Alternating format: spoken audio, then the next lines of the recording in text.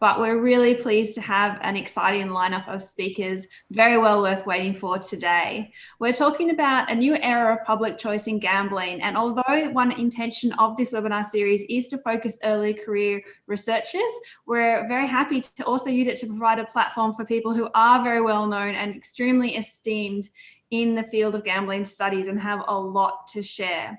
I'm going to hand over to Khalil to introduce our guests for today. Well, thank you very much, Sally, and welcome back, everybody.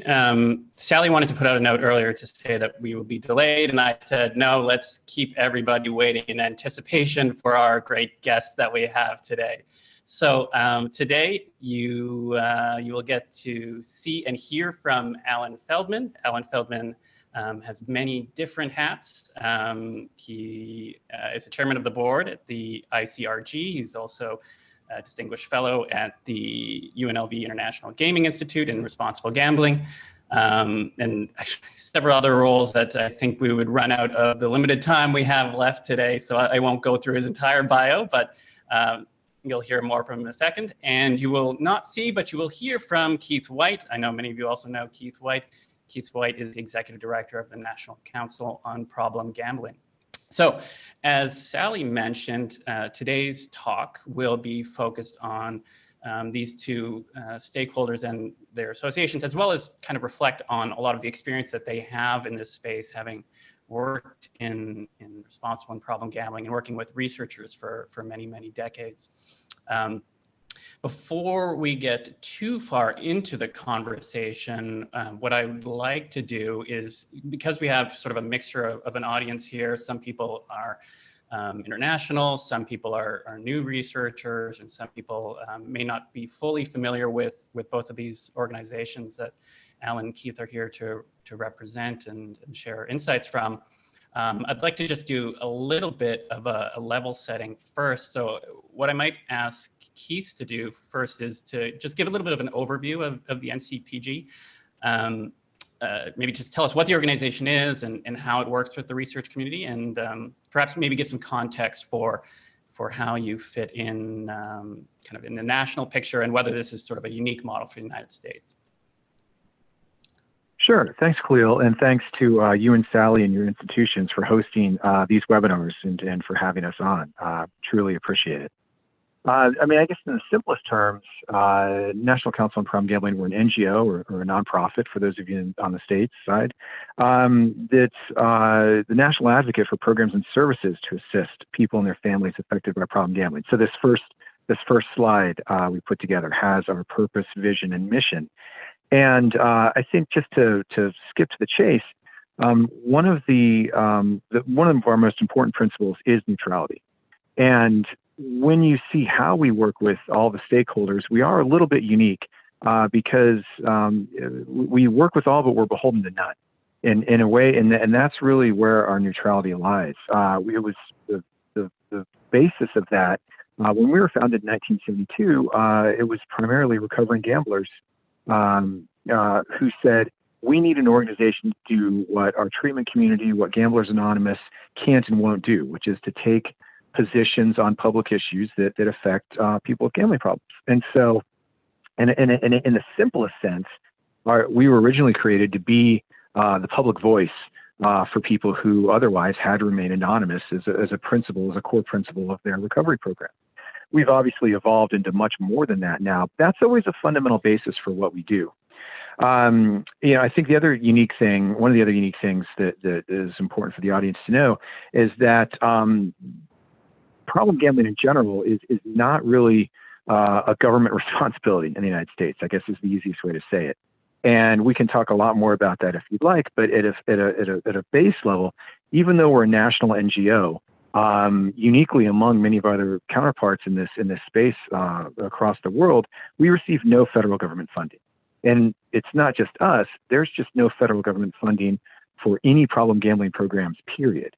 As far as the United States government is concerned, problem gambling doesn't exist because there's nobody and no one, or there's no one and nothing addressing it on prevention, treatment, research, on any aspect of problem gambling. There's some episodic stuff here and there we can talk about, but on an ongoing basis. It's made even more peculiar by the fact that the United States government collects a great deal of gambling tax revenue. None of it goes back into services. And then I think the last thing I wanted to highlight fairly quickly is our focus on advocacy, which again, I think makes us a little bit unique because that is really one of our primary missions. So when we advocate for research dollars from the federal government, that money wouldn't go to us. It would go to probably organizations like Allen's, as well as to the National Institutes of Health, state level services and research. We've had a lot of researchers involved in the National Council over the years, and we certainly believe and support in a robust research agenda. And I think one of our jobs is to try and make that case on the national level, why problem gambling is important, why it deserves research, why there should be a federal rule as well as state level rules. And that's one of our primary advocacy priorities. But we commission research occasionally, but a lot of our focus besides advocacy is really kind of triage. And so if you Harrison, if you go to my next slide, when you look at the pressing needs in the United States, there's a lot of just very basic stuff that's still not being done or funded. And so in some ways, in a very Maslowian, hierarchy of needs, if the highest need is to help people who are in desperate crisis with gambling problems, research sort of falls down a little bit. And so that's where we are. So I'll stop there. I mean, I can talk more about the pressing needs later, Khalil, if you'd like, but I want to try and keep it short because we got started a little bit late. Yeah, thanks, Keith. I certainly appreciate that perspective, and there's lots of things that I would like to dig into right away. But before we get to that, I'd like to hear from Alan as well, just to give us a brief overview of the ICRG, which is, he'll correct me if I'm wrong immediately here, which I believe is the largest gambling research funding organization, at least in the United States, perhaps globally. Would you mind giving us a little bit of a background on the ICRG?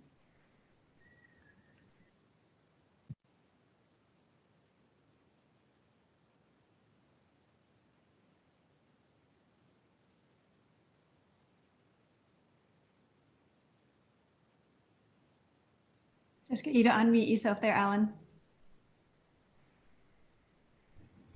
Sorry about that. The story of the ICRG dovetails really well with what you just heard from Keith and the NCPG.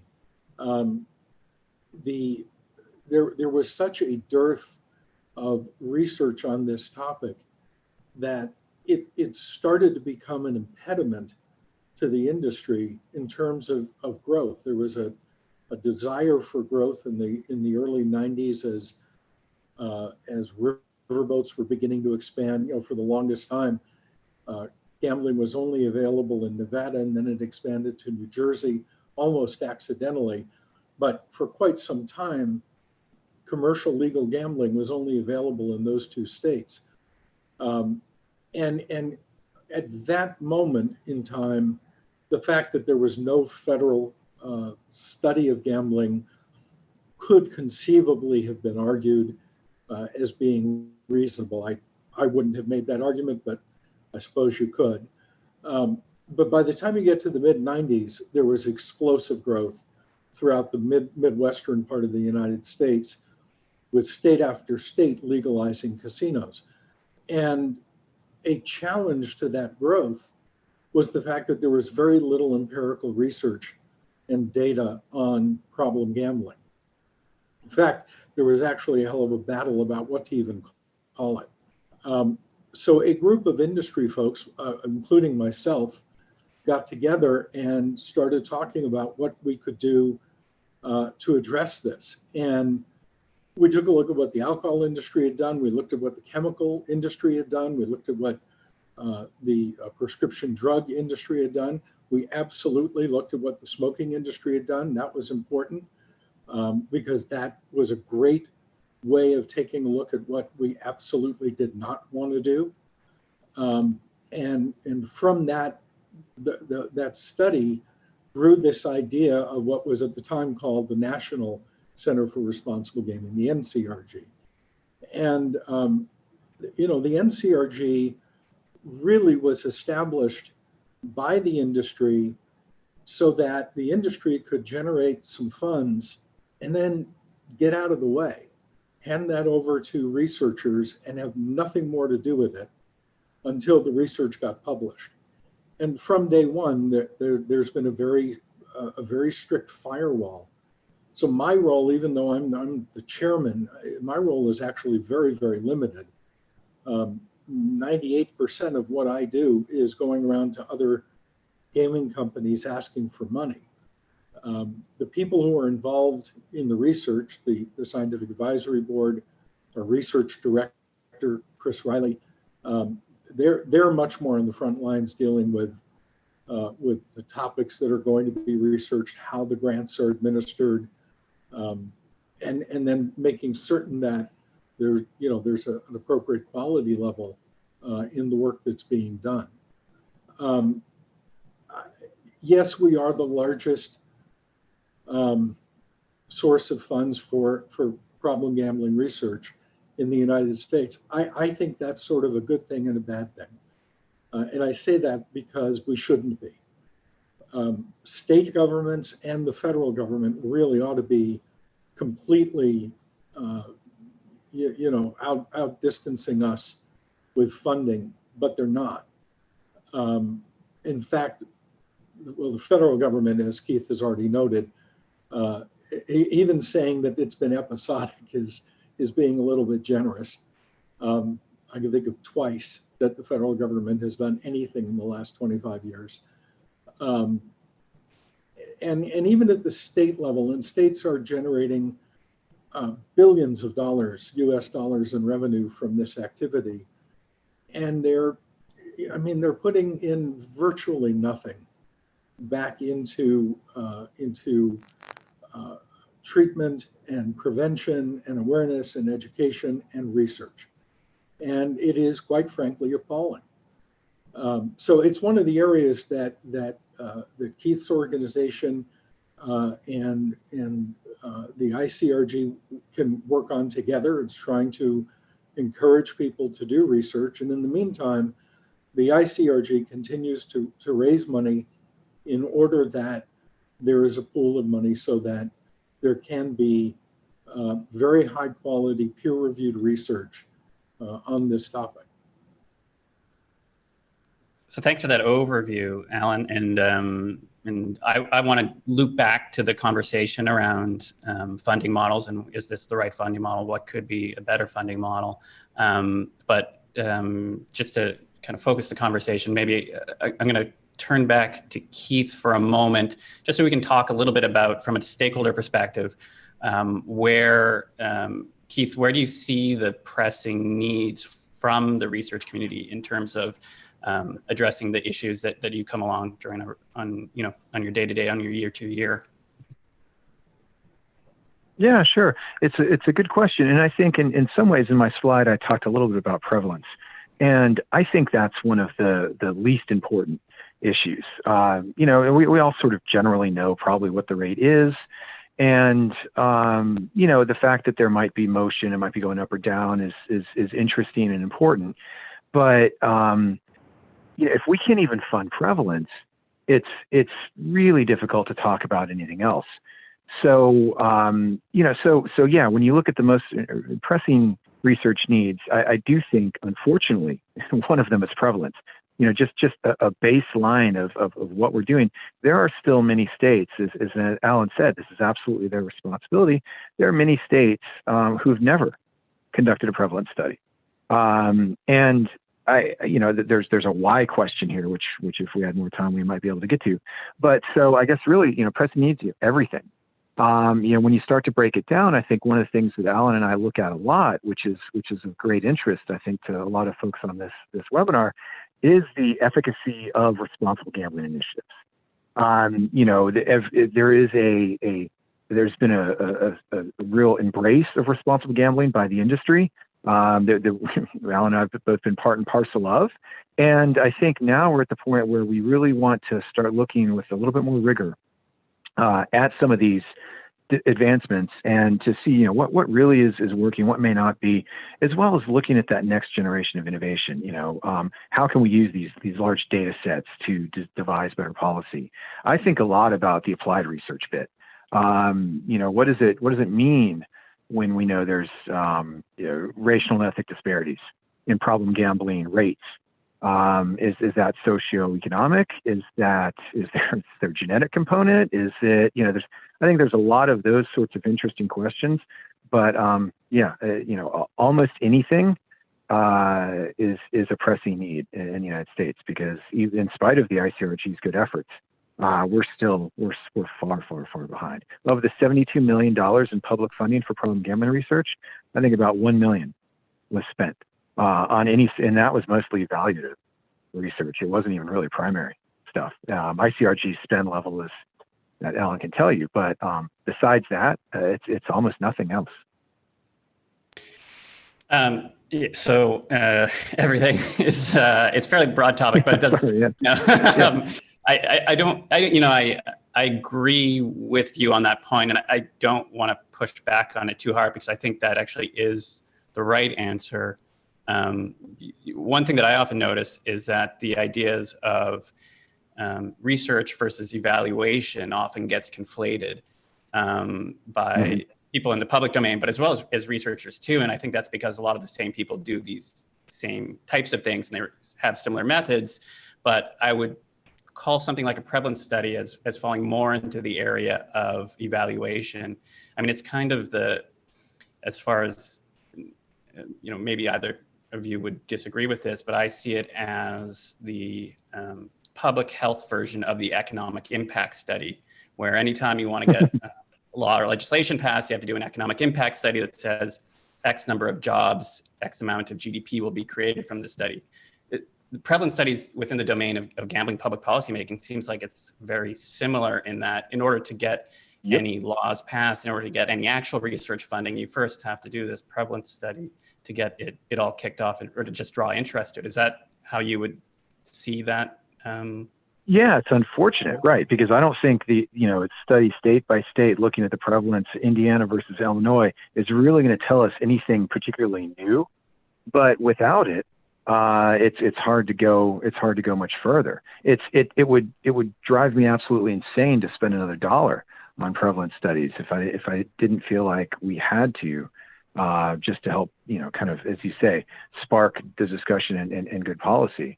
And it speaks to the poverty of this field, that there's whole swaths of the country where we think we know what the rate is, but we really have no idea.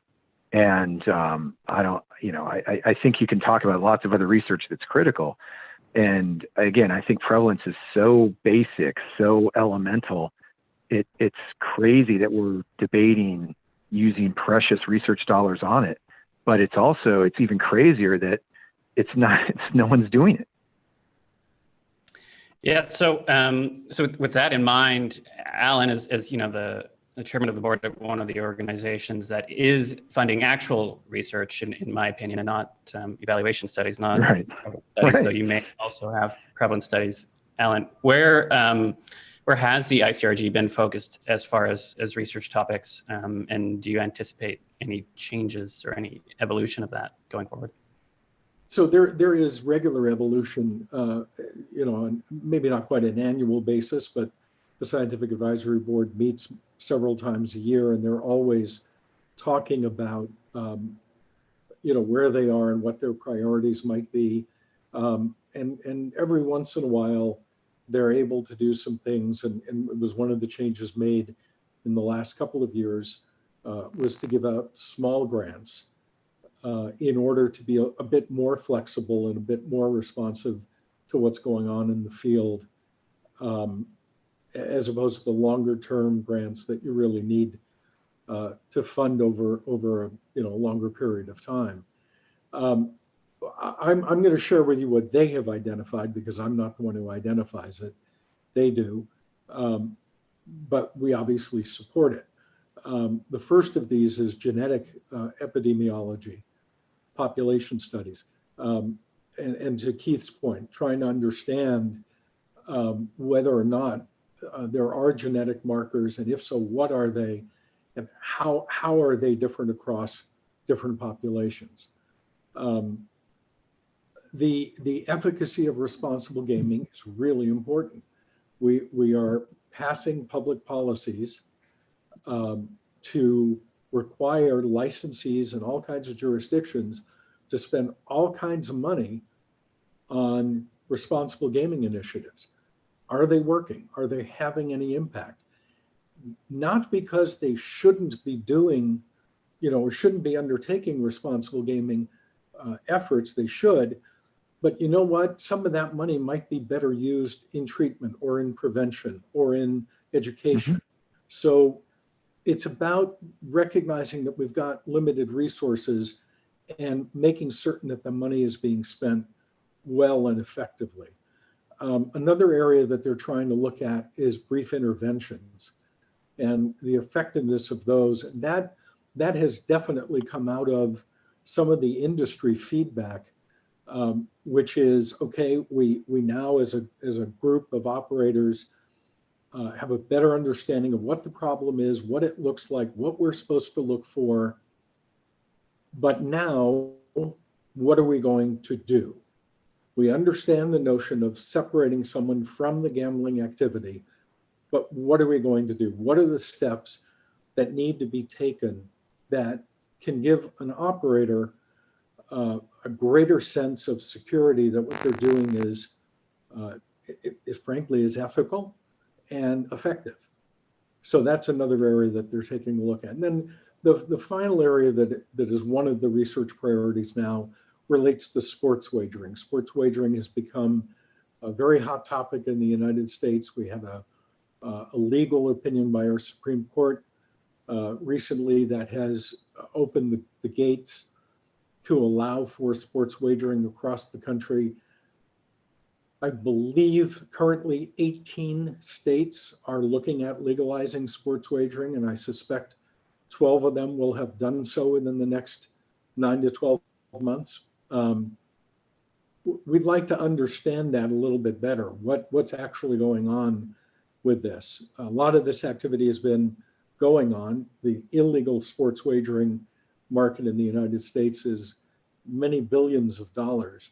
But what happens now that it's becoming legal? Are different people going to engage in it? Are people who have no experience in gambling at all going to engage in it? Are the problems going to get much worse? Or might they in fact get better?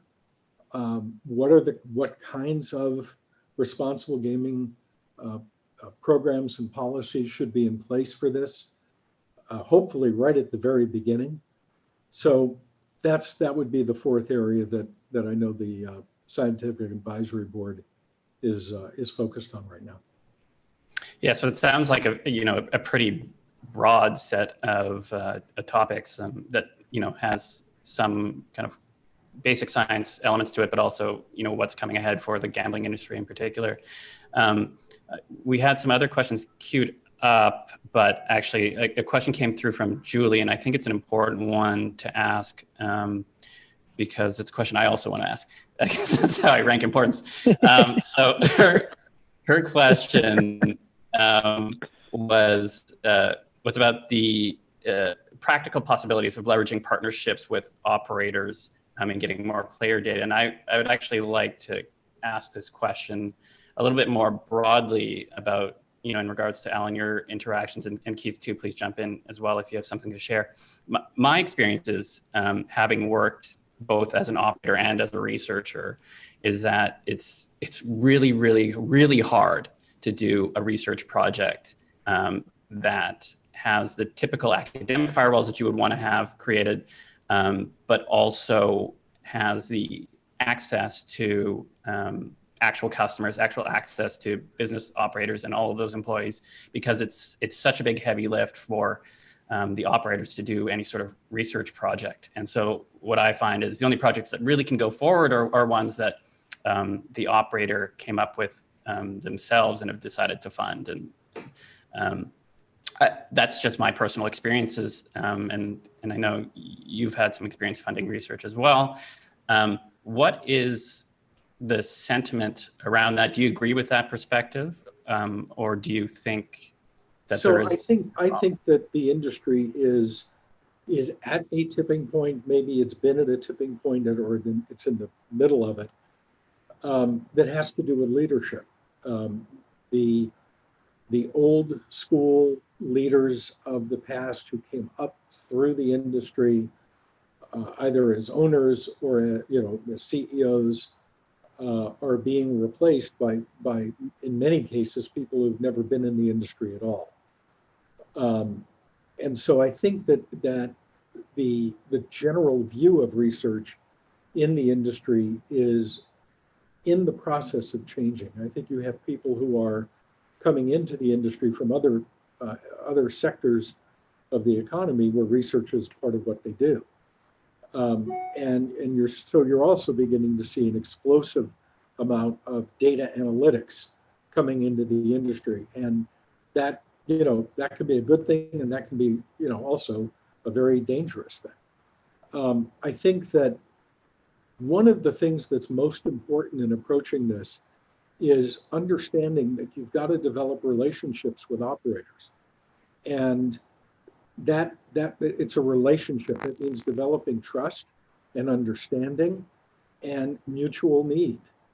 And it's not going to happen by assuming that every operator is out to squeeze every last nickel or dollar out of every last patron, and they're all greedy, terrible people. And without these restrictions, they're just going to wreak havoc on society. So let us see your player data. That's just never going to work. I think when there's an opportunity to get to know some of these folks and get to understand that they are sitting on a trove of information that is either going to prove or disprove some of the theories that are out there. And it may be both, right? Some theories may be proved and others may be disproved. But won't that information be to the benefit of everyone if we know what's actually going on? I have said in any number of different industry settings that I am as confident as I am that I am standing here talking to you that the facts will set us free. For legitimate operators, for licensed operators in legitimate markets, the only thing that can happen is they can get better at what they do. Can they improve player protection? Almost certainly. Is that in their economic self-interest? Absolutely. But we've got to kind of reframe this dialogue so that the operators understand that this is in their interests as well, as opposed to the kind of antagonistic relationship that often does exist. And therefore, we end up not listening to one another and we go off our separate ways, and that data becomes untouchable and unreachable. Thanks, Alan. I think it's, I really appreciate Alan's points, and I think he's right. And I think one part of the frustration that sometimes comes from advocates like us is, we've been at it for almost 50 years, and that data is not forthcoming. If everyone was as progressive as Alan, I think we'd be a lot further down the road. And so, but his point's well taken, and we certainly believe in the partnership model. That's one of the things that makes the National Council unique. Our advocacy is directed, not against the industry, but often with. We are neutral, and many other groups in our position become very anti-gambling. The National Council is not, and will not, cannot. I mean, it's against our very charter. So I think there's always been that opportunity. There's always been that hand out there, at least in the United States, not in an adversarial way. But I can also say that we, as advocates, are going to continue to push regulators and legislators to adopt data transparency requirements into these new, especially when we look at new forms of gaming. I think there's a lot of interesting discussion around payments right now. Getting payments data, which often transcends industry data, because while you may have lots of loyalty cards, you may buy a lottery ticket occasionally and go to a casino here and play the ponies there, you probably only have one bank account, or several dozen credit cards. So I do think in general, yes, there's a trove of data there. It's held by different folks. It's not been shared, or at least shared widely. I agree with Alan that it's likely going to show that there's that the harm is not what anti-gambling folks believe it to be.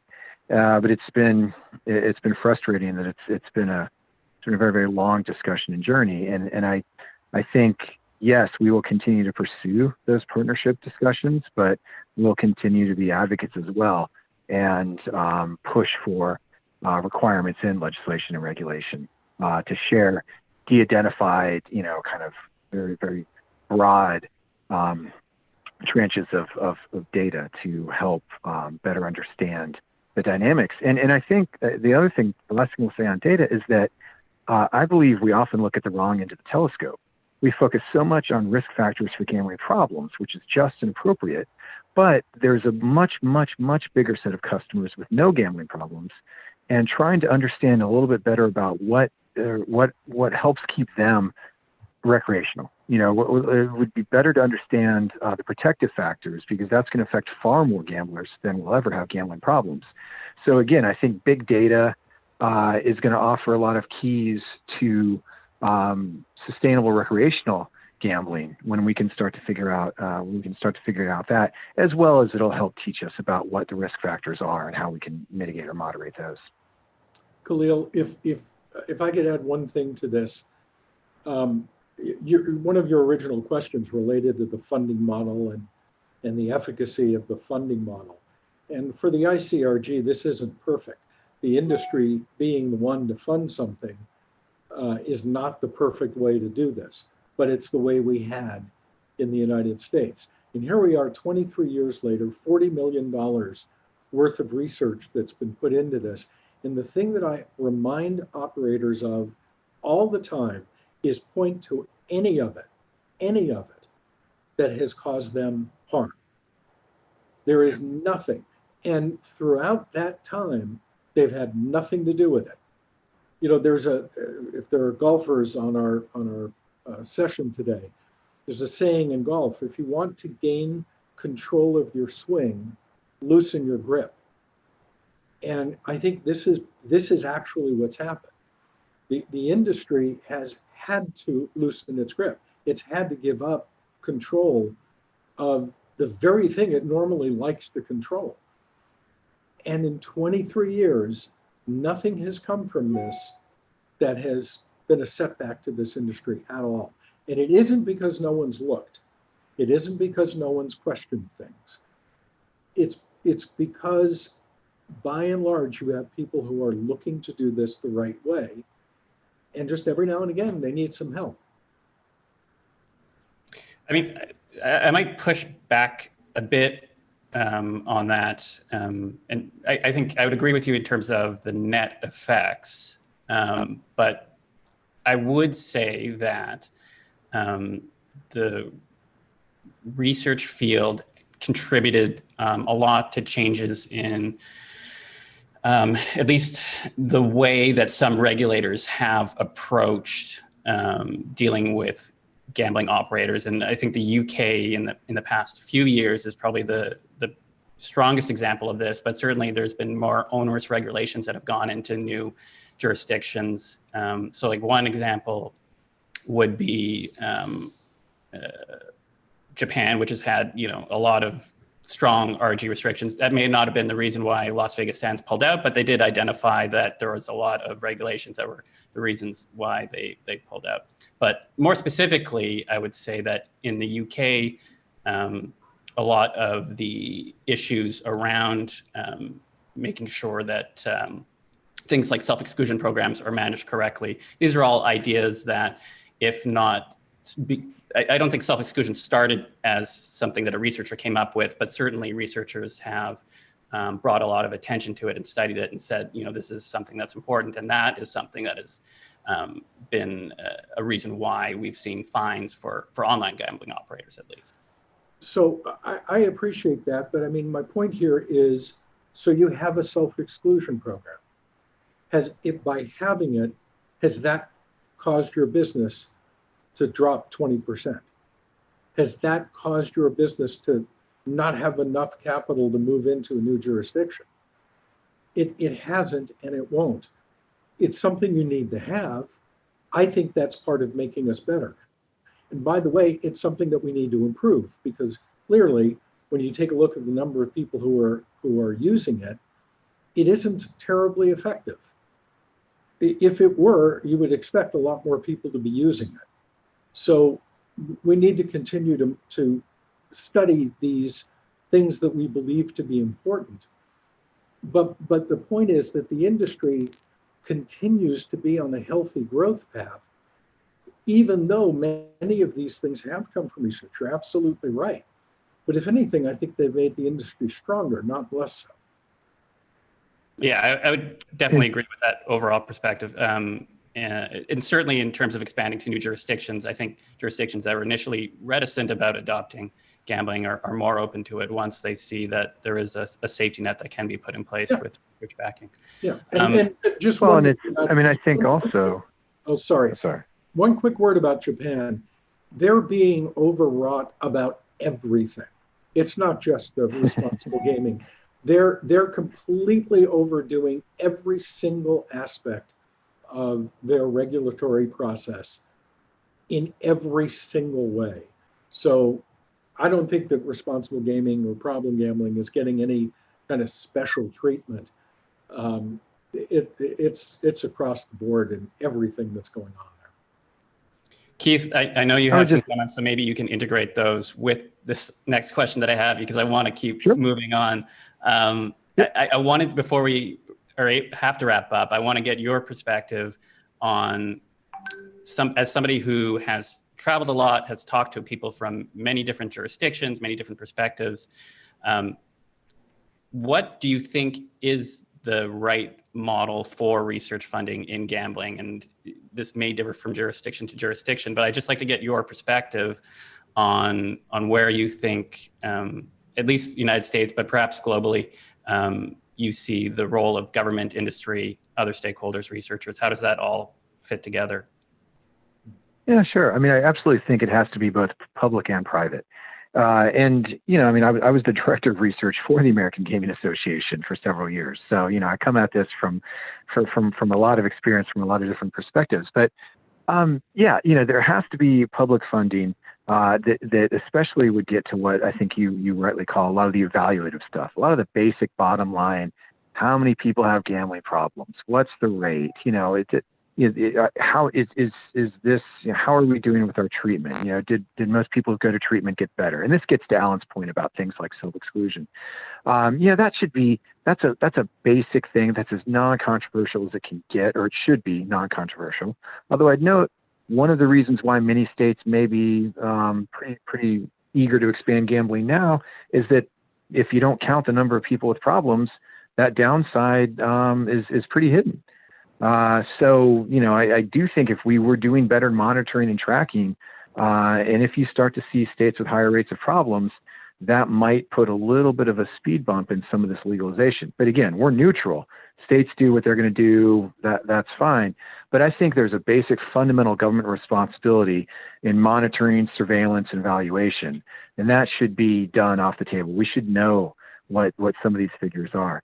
And then I do think there's an enormous role for the industry, both through groups like ICRG, through making their data sets available to qualified researchers, you know, to helping drive that conversation. Because as Alan said, you know, they hold the keys to the kingdom to show that, you know, most gambling is done recreationally and without harm. And to be able to demonstrate that either through their own efforts or through facilitating third-party research is you know, absolutely in their benefit as well. And it helps everybody, you know, understand this a little bit better. The industry understands how and why people gamble, and I'm not sure on the problem gambling side we've got the same grasp on that. Anyway, so I do think that I think a public-private funding model is the answer, and clearly the industry is there on the private side. It's just we need to get the states and the feds to step up and do their part. I think there's actually a lot to unwind in the public-private conversation, and hopefully that's something that we can touch on in a few weeks in our session with all academics hosted by Michael Wall, talking about industry funding. So I'll have to send him a note on that. We started this conversation talking about the national model, and Sally already warned me this is going to be a very US-centric conversation. I'm doing a terrible job of making it global, but allow me to ask another US-centric question. Is there, like, should there be any sort of national involvement in gambling research at all? And I ask that question because is this not a problem that's better to manage with state government or more locally oriented government? Like, what role does the national government really have to play in this conversation? How can they do this job better than states could do for themselves? Keith, maybe I'll ask you that question first, and then we'll go to Al. Yeah, well, and I think Al and I are probably a lot on the same page with this. In our federal system, it is true that the responsibility for gambling is by and large generally held at the state level. And the argument that's often used when we go to Capitol Hill in the United States is that well, that's where the states reap all the tax revenue and all the benefits and the costs, so they're the ones that should appropriately be doing it, to be doing problem gambling research. And if they choose not to, well, why don't you talk to the states? Why are you bothering us? And the easiest answer to that question in sort of political economic terms is that there is a federal tax on gambling revenue that brings in almost $7 billion a year. Now that sports betting is exploding across the United States, that 0.025% excise tax on handle is going to also be a considerable source of revenue. So if the federal government is in the business of gambling, because they reap enormous, even $7 billion, even in DC terms, is a sizable chunk of money. So if they truly want to just leave this to the states, then they should repeal their federal gambling taxes and just leave it completely to the states. We're fine with that. I don't think that's going to happen. So if you're reaping the rewards, then you've also got to deal with the cost. And this is the only public health issue, the only disease or disorder that I know of, literally, that doesn't have any sort of federal support. So, I think on a national level, if you assume that there's roughly 6 million people with gambling problems, and the social cost is around $7 billion a year, that also makes it a national public health issue. But we'd be fine if they got out of that business entirely. But you can't, it's you either fish or fowl. You can't have it both ways. You can't reap the tax revenue, but not take any, not spend any of it on the cost. So let me, Alan, maybe you can answer this question. That sounds like a very politically oriented response. I'll get you to defend my criticism of Keith, because I'm still trying to figure out even though the federal government gets money from gambling, and they get money many different ways. So there is this excise tax, but they also get income taxes from people who work in the gambling industry, right? There's many different sources of tax. Corporations. Exactly. Sure. Oh yeah. But is there anything that the federal government can do better than states? Like, is there a reason for them to be organizing nationally? So there are a couple of things that I think the federal government can and should be doing. Broad population studies, I think, would be really, really important. And this is, yes, prevalence, but some of these genetic studies would be fascinating to see in the country as a whole. The relationship between gambling and alcohol, gambling and drugs, gambling and any other number of activities. I think broad population. The federal government's the only one that has the ability, the resources, both financial and technical, to go out and get a data set of 40,000 people. There is no state that has that ability. And so I think the federal government could be and should be playing a very important role. I agree with everything Keith said, but I'd add one other thing.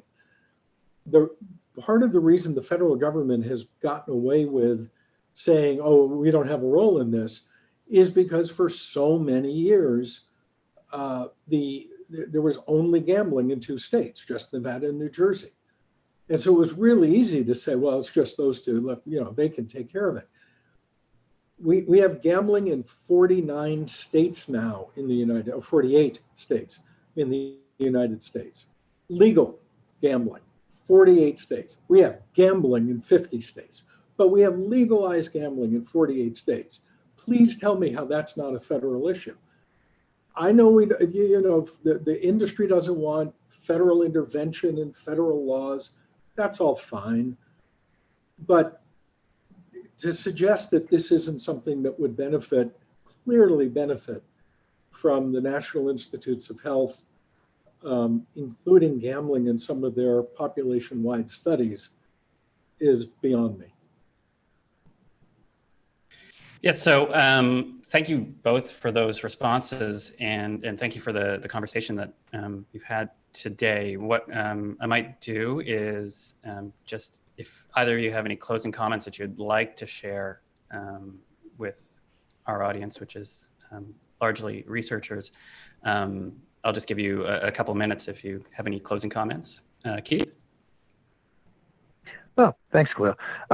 Just that this gambling research offers a window into human behavior. I'm always drawn to the field of behavioral economics, and I think there's a lot of insights that we can glean from the study in this area that are applicable not just to gambling but to human behavior in general.